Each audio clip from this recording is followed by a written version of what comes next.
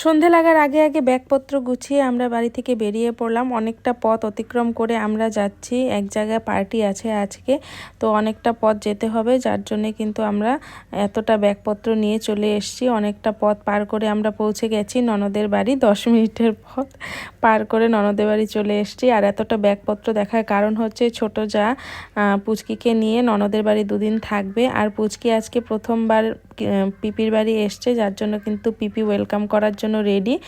আর আজকে এখানে আসার কারণ হচ্ছে বললামই, আজকে সব যা দেওর ভাসুর সবাই মিলে, ননদের জামাই সবাই মিলে এখানে কিন্তু আজকে পার্টি।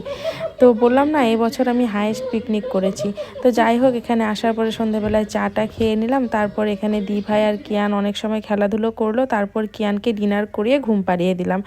আর তারপর আমরা চলে এলাম এখানে এসে দেখি এটা অ্যাকচুয়ালি আমার নন্দায়ের ফ্যাক্টরি। ওর স্টিলের ফার্নিচারের ফ্যাক্টরি আছে, তো ওই ফ্যাক্টরির ভেতরেই আমাদের পার্টি আজকে। তো এখানে এসে দেখি ওরা কিন্তু কাটাকুটি কমপ্লিট করে নিয়েছে, দিদিভাই আর চন্দনদা মিলে।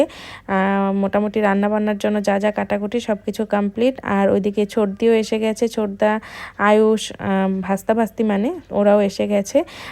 তো তারপর এখানে আমি রান্নাবান্না করতে চাইলাম, কিন্তু সোমা করতে দিল না। আমি জোগালি আর সোমা হচ্ছে রাঁধুনি। আর ওইদিকে কষা মাংস হয়ে গেছে, কষা মাংসর জন্য সবাই এখানে হাঁ করে বসেছিল। তো ফাইনালি কষা মাংস হয়ে গেছে, তার সঙ্গে ছিল বনফায়ার। তারপর রান্নাবান্না কমপ্লিট হলো আর বাচ্চা পার্টির খাওয়া দাওয়া হলো। আর বাচ্চা পার্টির খাওয়া দাওয়া করার পর আমরা খাওয়া দাওয়া করলাম। আর তারপর সেই পাগলের মতো নাচানাচি হলো। আর তারপর কিন্তু আমরা বাড়ি চলে এলাম। আজকের ব্লগটা আমাদের নাচানাচি দেখেই এন্ড করছি। तीखी तीखी नजरें